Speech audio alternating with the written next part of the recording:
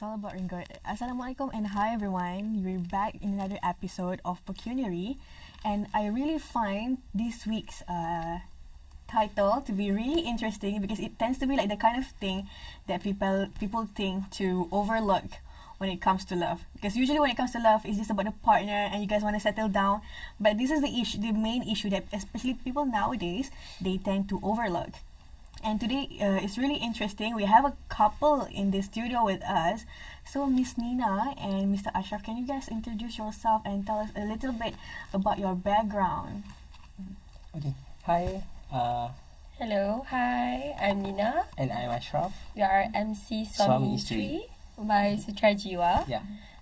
So basically, we are doing MC. And we are running a company for freelance MC, and also we have a team from Sutra Jiwa, and our team today are having here juga kat belakang sana tu bersama-sama dengan kami. And Sarah, maybe you can terangkan sikit apa yang kita buat. Ya, kita orang full time and part time sebagai seorang MC. Banyak dalam majlis perkahwinan dan juga ada juga dalam bidang corporate. Kami dah berkahwin dalam 1.5 year. Nasib baik ingat. Okay. So does it mean that you guys macam tend to work together most of the time or how? A lot. I mean like almost every day. We cannot do PJJ. Oh, that's cute because like usually people they tend to not work together, and you guys like really maximize the time like kerja pun together. I find it really interesting and really cute actually. You guys get to spend time a lot together. Alright, so the first question I have for you guys is that how would you guys describe the relationship between love and money in today's marriage? Love and money is different kind of thing, but we need both of that. Sebab dua-dua penting dalam untuk membina sebuah keluarga yang bahagia. Yeah. Okay. Love is more important dari segi macam orang cakap dalam percintaan, dalam soal keikhlasan semua. And then tapi semua tu penting juga kena ada financial yang sangat kukuh. Betul. Because nowadays everything is money. Yeah. Okay. Betul. Even like going to the toilet also we have to pay 50 cents. Betul. No, so nothing is free anymore in this world. Yes. Nothing is free. Right, so another question I have for you guys. Okay, Miss Nina. So what does it mean for you to be financially compatible with your partner? Okay. Financially compatible. I think it doesn't mean that we need to earn sama rata. It doesn't necessary pun. Yeah. And it doesn't mean that I need to earn more or my husband need to earn less. No. I guess in nowadays both need to be balanced. Kita ada session ta'aruf kan sebelum kita berkahwin, sebelum kita bertunang. So benda tu sangat penting. In order for you to looking for spouse, you need someone that of course can be a provider, and of course you need someone that have a good financial. Yeah, that's true. Not only just in terms of loving, but also in terms of financial, because of you need to buy house, you need to provide good educations for your kids. It's also very important. Yeah. But however it is, it takes both of the wife and the husband to discuss together, and true. it's necessary for to having the same amount of salary. It's in my opinion. Because like there's like I think I read it a lot nowadays, and even people macam kind of like give nasihat to you like love cannot make you full, love cannot feed you, you know, because like you need money to buy rice and everything. Betul. If like everything is about love, then you 𝐾𝐬𝐿 lah with that love. Alright. Okay, so Miss Nina, so like in your opinion, when it comes to financial stability, is it a mere requirement before marriage, or can love comes first and money comes later? Oh, this is a very interesting question because of. Can I share a little bit about us? Sure, go ahead. So our experience is before we started to getting married. The first questions that I ask myself is I need to find a man that the first one is mental stability, Yeah, that's true. mental stability, a very passionate man. Because we know how to handle girls. Yeah. It's not easy to handle women, I guess. The third one is, of course, the financial stability. Yeah. And the fourth one, a man that can have a sifat qawam. What means qawam is someone that can be a provider, someone that can be a protector, someone that can be a man and a place that we can rely on. Yeah, that's true. So, can love come first and money come later? And of course, I would say yes. Love can come first Yeah. because of you cannot buy a person to make that person love you. But you can love that person and show your sincerity, Yeah. show your integrity, and then the money will follow. Because of even we doing the MC, actually we do the MC is because of kita nak kumpul duit kahwin. We have that one fund that before we getting married during our engagement, right? Betul. When we engage, kita ada kumpul satu tabung. Kita buat tabung bersama, uh-uh. and then semua kita punya income kita divide. Yeah. Kita ada beberapa persen yang kita akan letak dalam tu. Yes. So if you ask me whether is it love can come after marriage, of course. Love can come after that baru money, of course boleh. But ada but dia. Kena ada usaha lebih lah. Yes. Kita perlu berusaha lah. Because of someone, kadang-kadang ada orang yang dia nak ada financial stability dulu baru berkahwin. Dia nak ada semua dulu. He wants to have a career, she wants to have a career, she wants to have money first. Then only they want to get married. I think this is very subjective. But in order for you to find a true love, Yeah. you kena cari banyak benda. That's true. Banyak perkara yang perlu diperlihatkan dan perlu dibincangkan. So in terms of love can come after that baru money, we agree lah about it. Yeah, that's true. Because like, in my opinion, like if we're talking about money comes first, the nature of humans is that we never get enough. We always want more. Yes. So like, if it's always about money, then I would say you will never be able to find that love.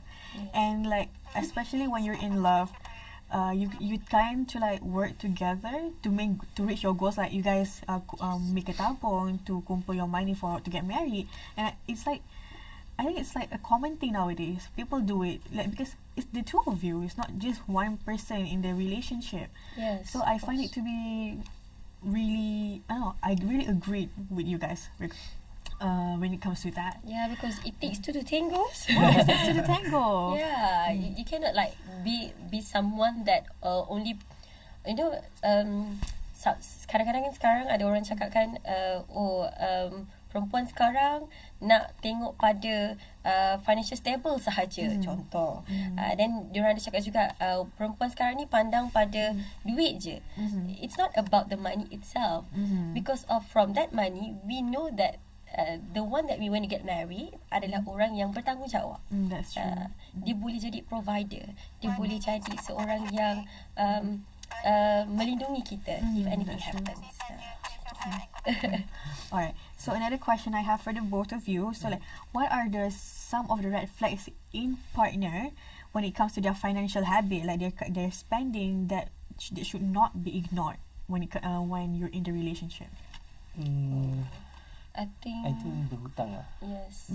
Yes. Once you start hutang and then you cannot pay, it might be big problem lah. Yeah, that's true. Berhutang and you spend luxury, but you don't know that you earn little. So bila kita banyak berbelanja untuk mendapatkan the great lifestyle in camera, in social media, but actually we gain not as much as what we do pun. So benda itulah yang I think perlu dielakkan. Yeah, I completely agree, because like people nowadays, they tend to see like what they tend to pentingkan what the society wants instead of what they can actually afford. And that happens to many people, as to which they later struggle with with their choices. Their choices of like the consequences of their choices. Alright, and then like nowadays when it comes to berbelanja, when you want to impress the society, you tend to in the end burden yourself, as to which burden yourself, burden your partner, and it's not something that should be happening. Of course. And that burden is not involve only one person, but involve both of us lah. Yeah, that's completely true. I agree with you, Miss Nina. Alright, so we're going to take a break for a bit, and we're going to be back and catch up with you guys. Maybe you guys can go and grab some coffee, take a break for a little bit, and join us after the commercial break. Pecuniary, it's all about ringgit.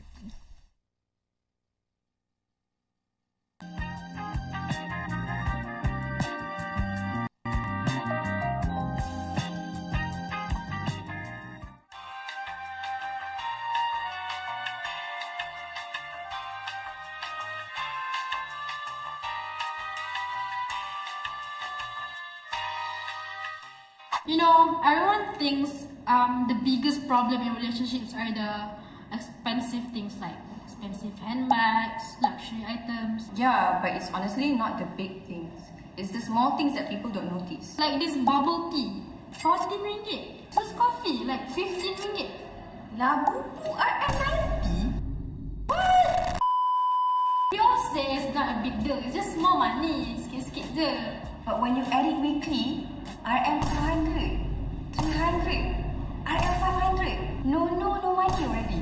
And couples fight because suddenly there's no money, no savings, no emergency money, no plans. Not because they're broke, but because they never noticed how these fast, small spendings literally drain everything else. So, if love wants to survive, couples must be aware of these small spending habits.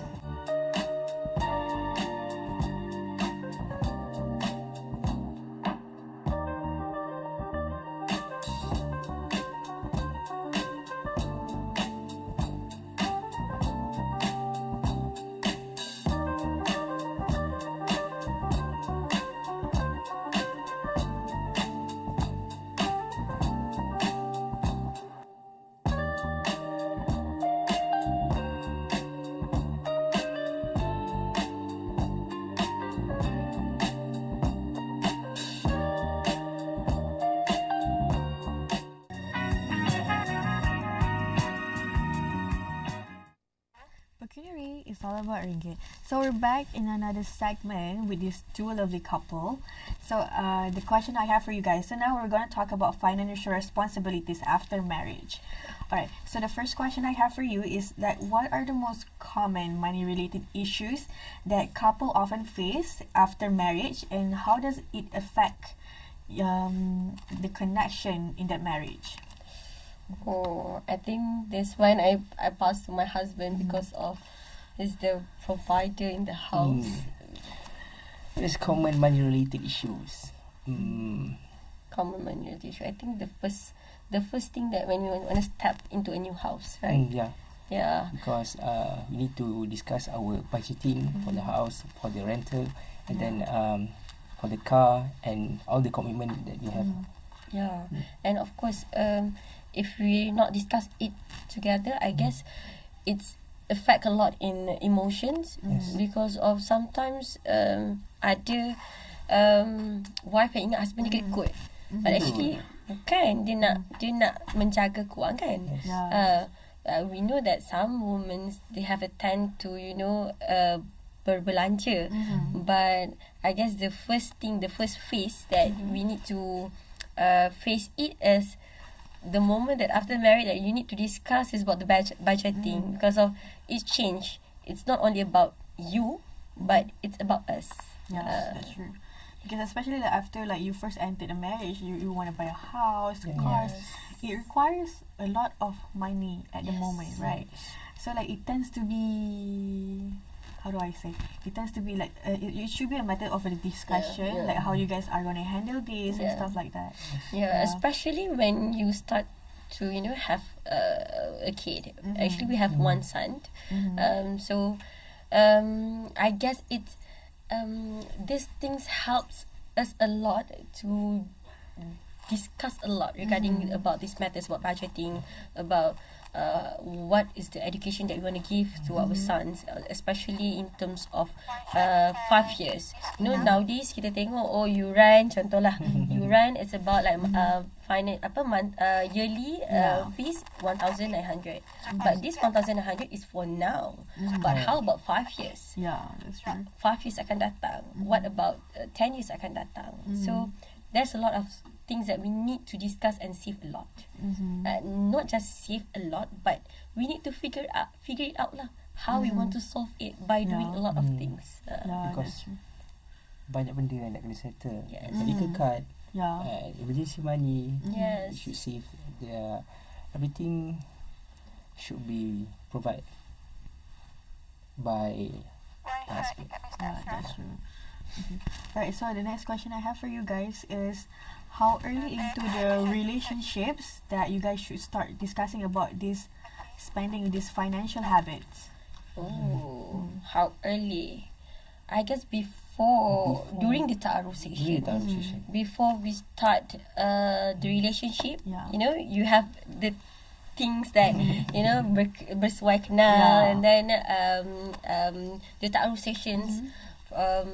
I guess that's the things that we need to ask a lot rather than tanya awak buat apa, dah makan ke belum,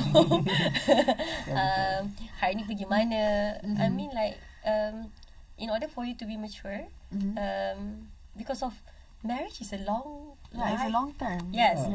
Long life term. It's not only like, okay, I'm gonna marry for 5 years and after that I can be free. No, it's a long term. It's not involves you, it involves your spouse, it involves your children, it involves everything. So as early as ta'aruf sessions, I guess we need to discuss about what you always buy, and how much you earn monthly.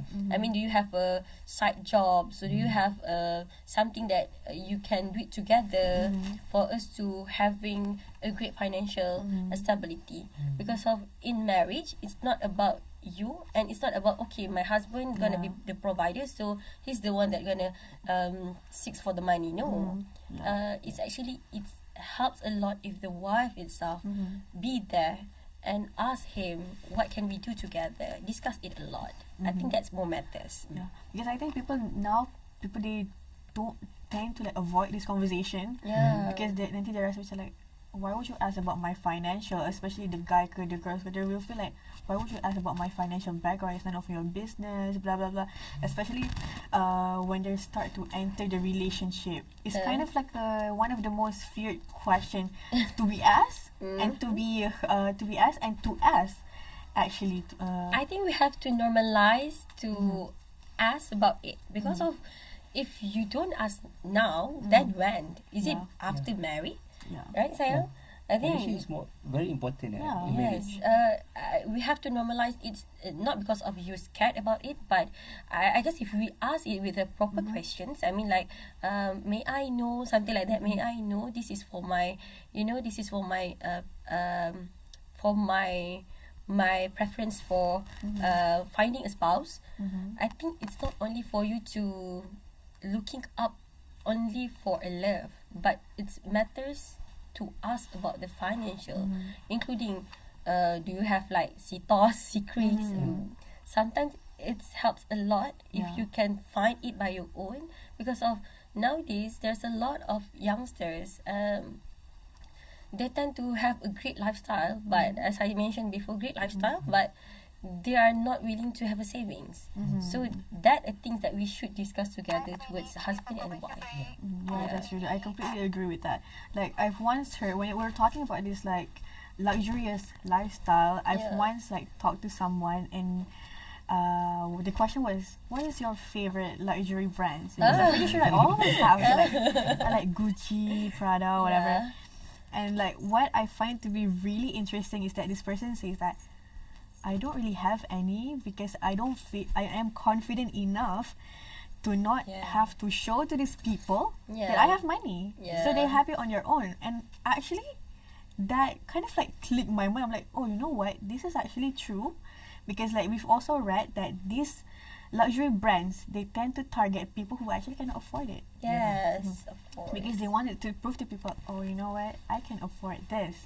And later, it become a burden to them. Yes. Because these things, as we're all aware, is not cheap. Yes. Yeah. I mean, if you have money, you have lots of savings, you have investment, you have a lot of I mean, like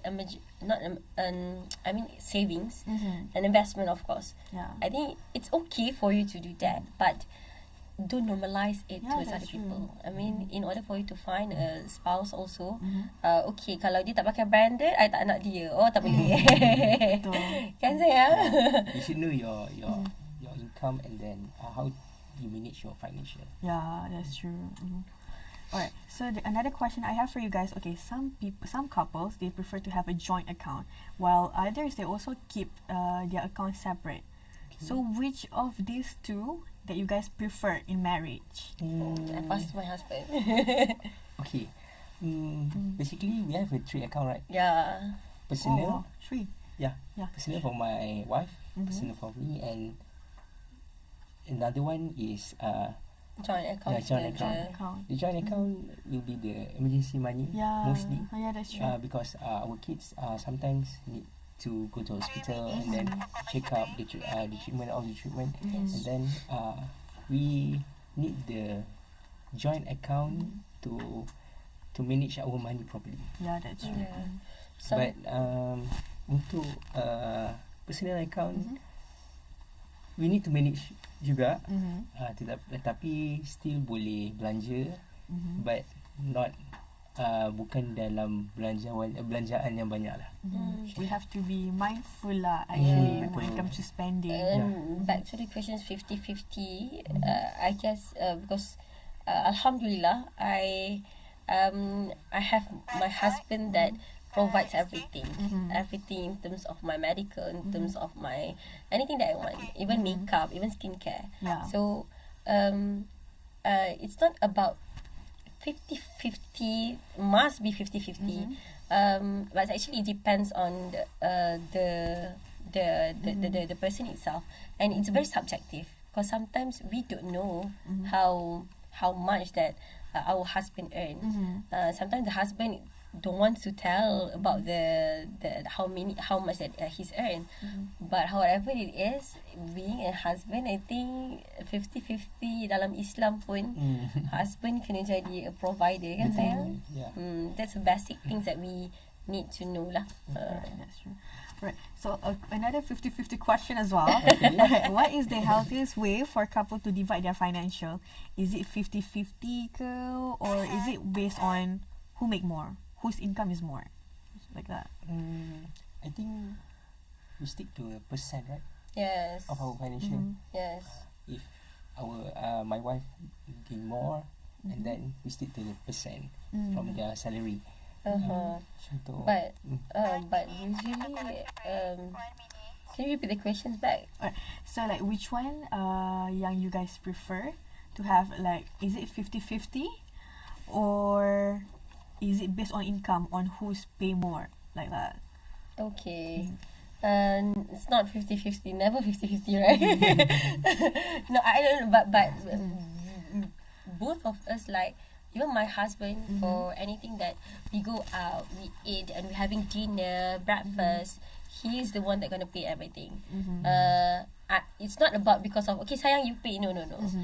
Never that he gonna say that to me, even including my bills, even in terms of my medical card and everything. He never said that okay 50-50. No. Including the bills, household bills and everything. But I learned a lot from my husband is in order for him to be a good husband, I see a lot that when I earn more, then I will the one that okay sayang, jom let's go to staycation. Okay sayang, let's go to vacations. That's true. So if my husband earn more, okay sayang, what do you want? It's something like that. It's not like truly 50-50. Yeah, that's true. As you also mentioned earlier, your husband also like is a provider in the household, right? Yes. Listen that, y'all. Alright, so like the last question I have for you guys, is it necessary to have an emergency fund before you got married, especially for young couples? Is it necessary? I think it's necessary. Very. Absolutely. 100%. 100%. Yes, because of before you want to get married, you don't know what's going to happen next. Okay, I want to share story about our journey before we get married. I've been scammed for about 30,000 before we get married. At that time we are in engagement, right? Yeah. Kami masih bertunang ketika itu. Then I call him, sayang, I cried a lot. I nangis. I cakap, I lost my 30,000, and that 30,000 is for me to kita nak kahwin. There's a lot of things that we need to berbelanja and then prepare everything. A lot of things. And nowadays, getting married is not cheap. I mean, if you want to book a hall, you need to book 1 year before. Yeah. So when that things happen, the emergency money is very important. Yeah, that's true. Like 30k is a lot. Yeah. It's a lot to be spent in one time and to lose. Let's say if I don't have any emergency funds, that 30,000, okay, I lost. But I don't have any emergency fund. Let's say what's gonna happen? Maybe I tak kahwin. So that's the time that I learned. Oh, this is very important to have emergency funds. Sebab we don't know what's gonna happen next. Kita tak boleh nak sangkakan, oh, we have money, then we can do anything. Tak. Our father always says to us, sediakan payung sebelum hujan. It doesn't mean that you earn today is for you to belanja sesuka hati. Yeah, I completely agree with that. Yes. Okay, so we're going to take a break for a bit, and then I'll see you guys right after this. PECUNIARY is all about ringgit.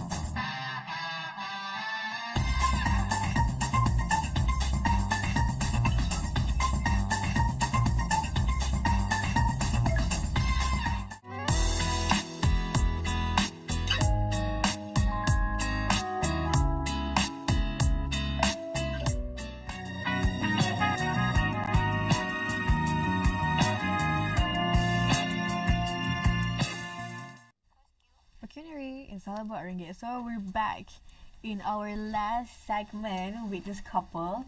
Alright, but for this time, we're gonna play a little game. I'm gonna test them a little bit on how well they know each other. Financials happen. Alright, so right here we have a card with Miss Nina's name and also Mr. Ashraf's name.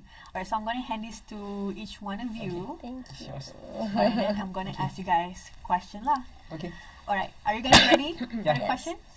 Alright, so the first one I got is, who is more likely to spend money on something unnecessary? Nina. Girls, we just do. It's just fun, you know? Yeah. Sometimes like you're scrolling TikTok. Yeah. This is I interesting. think the TikTok is the one that wrong because of the Yeah. always appear the discount at late Because we're night. never wrong. Yeah. You know? So it's TikTok. Like sometimes, this is kind of interesting. Tahu-tahu esok pasal sampai. Alright, so the next question I have for you guys is, who is better at saving money? I think both. Both. Yeah. I will choose Nina. I would choose my husband Ashraf. Sweet letter. Okay. Okay, like the third question is like, who usually plans or tracks the monthly budget? Monthly budget, I think both. Because of we always discuss together about monthly budget. Yeah. Yeah.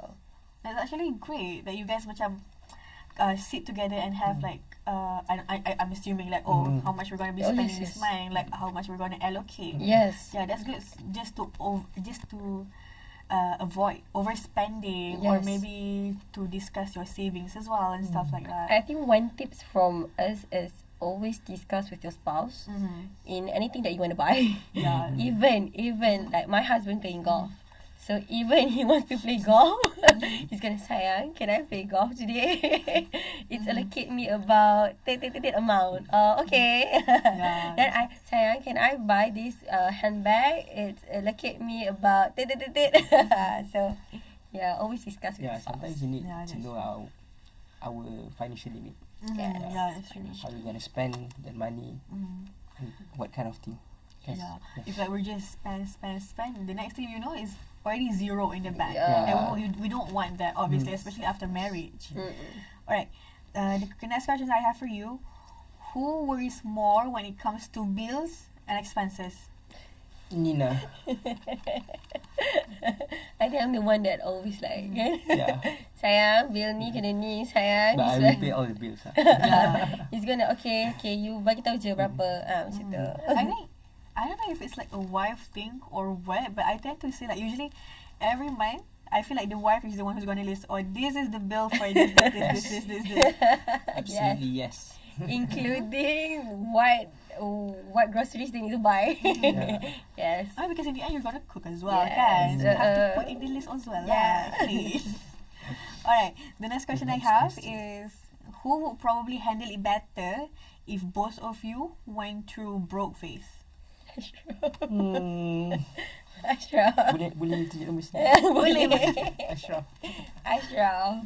Kan, I think he's got a lot of idea. If let's say anything happens to us, he knows what to do.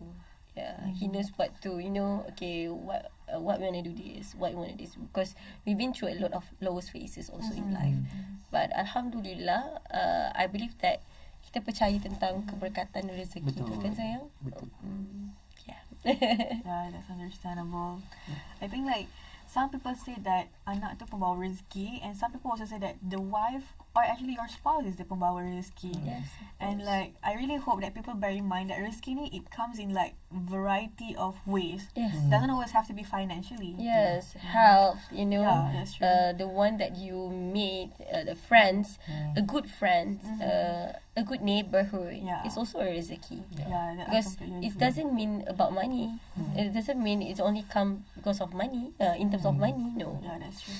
I think if it's like of money wise, as I mentioned earlier, manusia ni never they're just tak pernah cukup. Yes. And like recently, I don't know if it's passed by you guys punya FYP or not. It's about the Bam Roy and Kak Musfira tu. Oh I feel like yes. they live such a very low key life, Yes. but it's very happy. Yeah.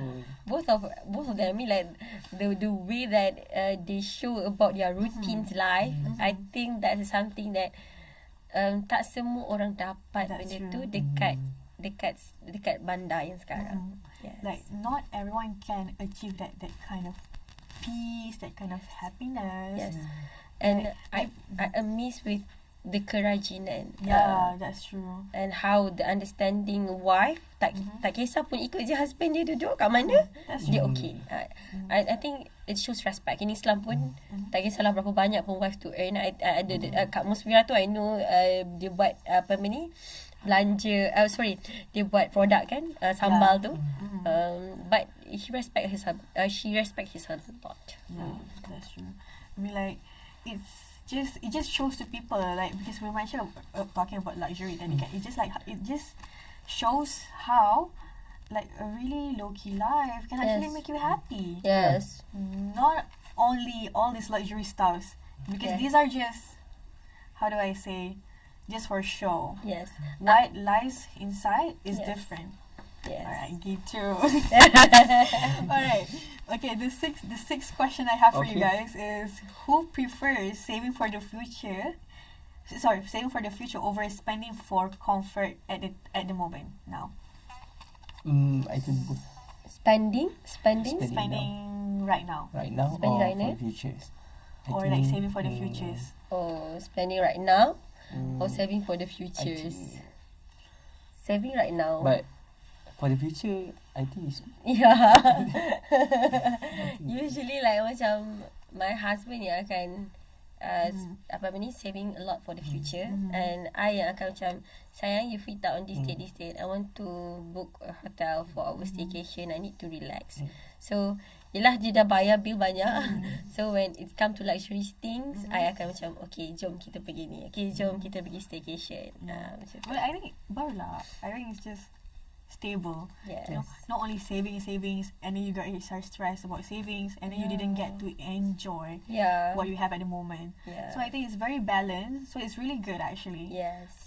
Alright. So last but not least, who is better at finding discounts, voucher, and promo codes? Nina I think girls I always think it's a know. girl's thing. Yeah. for the girls baby, thing. for the makeup, for the handbag, everything. I guess if you ask any woman, they know which ways how to find the discounts and vouchers in anything, because of they wanted to have like a cheaper, kalau boleh free shipping. That's true. Especially the 11 just passed. Yes. So for Mr. Ashra, I would say get ready lah for all the parcels and everything. Alright, so like another question I have for you guys. So we're done with the test, right? So for Miss Nina, what are some of the significant practical steps that couples need to take in order to manage their money as a team? As a team, I think the budgeting. The budgeting, the practical thing lah. Yeah. It's not only like, okay, duduk, sit down, cakap, berbincang. No, you have to jot down. You have to have a good Excel. You have to keep all the Excel, and you have to manage it because of because we run a company. Even when what we want to spend pun kita kena tulis lah kan. Contoh an example, kita nak beli barang-barang, dah settle bill semua. Okay, we want to spend a little bit for us because of we work hard. Then we want to spend a little bit. So we need also to practically buat benda tu and tulis, okay, kita dah spend banyak ni this month. So for the next month boleh tak beli lagi? Macam tu. But hutang kena selesai. Yes. My husband always remind me, jangan hutang. Anything buat mesti kena settlekan, because we never knows that hari esok macam mana. Kita tak tahu kita akan ada lagi ke tak kat dunia ni. So I think having my husband around me that reminds me everything sangat-sangat penting. That's true. Alright, so like another question I have for you guys, especially Mr. Ashraf, would you say that love is enough alone in the to keep a marriage strong, or must it be, or does it have to be balanced together with financial stability? Okay, both of that is very sangat penting lah untuk saya. That's true. Important. Very important because love can make you happy, but money also can make you happy. Yeah. But if you have love but you don't have money, it's nothing. Because nowadays everything needs money. That's true. Yeah. The expenses, pembelanjaan, keluar, everything needs money. I mean like But love also tidak kurang juga. Kalau kita tak ada duit sekalipun, cinta itu sangat penting juga. Saya percaya dalam 3 benda. Ialah pertama ialah ihsan dalam bercinta. And then when you meet your someone, perlu ada ihsan Betul. dalam bercinta. And then financial perlu kukuh sebelum mendirikan rumah tangga. Yeah, that's true. Because especially like as a man, because you're taking someone's daughter and you promise to the dad that you're going to take care of this daughter. So I think it's really important lah, this thing actually. You know, to be discussed, to be to be highlighted, especially in marriage. yes. Alright. So like the last question before we wrap up for this session is, do you guys have any final thoughts or pieces of advice that you guys would like to share to our viewers regarding especially these young couples who wants both love and stability? Okay. I guess I want to give an advice to women out there, and especially for youngsters. Wanita di luar sana, anda yang bernama wanita. Okay. Before you want to get married, don't only find love, but also sebelum saya berkahwin, saya berdoa pada Allah, I want to find someone that can give me 4 things: mental stability, sabar, kesabaran, yang sangat tinggi untuk handle wanita, especially saya lah sebagai seorang wanita. Yang ketiga, financial stability. Dan yang keempat adalah sifat keagamaan yang tinggi yang boleh memimpin kita. And dalam kita mencari cinta, cinta tak akan boleh bagi kita segalanya. Kerana cinta juga boleh jadi buta. Orang boleh kerana terlampau obses dengan cinta pun orang boleh jadi sometimes tak betul juga. Okay. But Too obsessed. But sometimes duit pun tidak menjadikan cinta. Yes. Ada juga orang yang berduit tapi gagal dalam percintaan. Yes. Dan untuk wanita di luar sana dan untuk adik-adik di luar sana, my advice is carilah seorang lelaki yang bukan sahaja menggunakan kata-kata manis, tapi pentingnya untuk ada sesuatu topik yang sangat perlu dengarkan, which is stability. Yeah, that's true. Alright, I think that's all from us today, and I'm really thankful for Miss Nina and Mr. Ashraf for joining us today. Thank you for spending time with us in the studio and together with our viewers. Alright, so for those viewers at home, don't forget to subscribe to our socials, our Instagram, TikTok, X, YouTube, and Facebook as well. Alright, PECUNIARY, it's all about ringgit.